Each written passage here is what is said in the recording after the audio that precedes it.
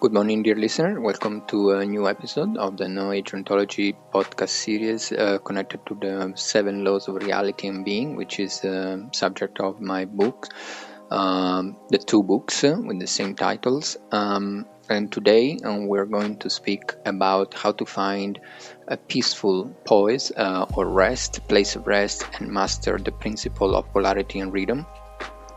So we already spoken about the principle of polarity and rhythm, which is a cause of many problems in the life, the emotional life of sentient beings, especially human beings, because basically it states that every emotional swing tend to repeat itself in rhythm. So from one pole to the next pole, and this is also related to the principle of polarity. So reality always manifests with the principle of polarity, which basically means that there are always 2 sides of the same event, and events and situations and emotional emotional reaction always happen following a sort of rhythm, which then transform into a cycle. And so basically, in relation to consciousness, the principle of polarity states that contrasting and opposing feelings and emotions are in reality opposite poles of the same thing, basically, which is the pure energy manifestation. And the principle of rhythm in this case is always in operations between the 2 poles. So by changing the polarity of any given emotion, or by rising above in the free and timeless state of pure being, one can work and eventually master the principle of polarity and rhythm. So one method is to practice the shifting of polarity of feelings and emotions at will, backwards and forward, and thus discover basically that the feelings and emotions are not fixed and constant, but are capable of being shifted about at will, and therefore that means that they're not fixed, and they have always a swing between 2 poles.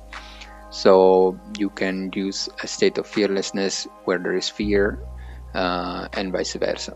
So by shifting the polarity, one may also change a painful feeling or emotion to its opposite.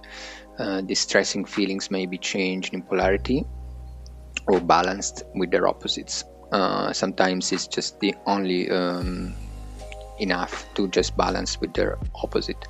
In fact, it's not necessary to shift entirely to the opposite pole of the emotion or feeling, because one may just change the polarity to its opposite to a sufficient degree in order to establish a balance, and thus create a condition of or a state of poise, which results in a peaceful state of mind. So since action and reaction are equal, one should always manage to have a push and a pull counteracted with a push or a pull in the opposite direction. So in that way you maintain a state of balance and poise. Also, one should never fight or struggle with an undesirable emotional quality by opposing a strong will to it, as this would be a waste of energy, and it would reinforce the undesirable emotion. So it's not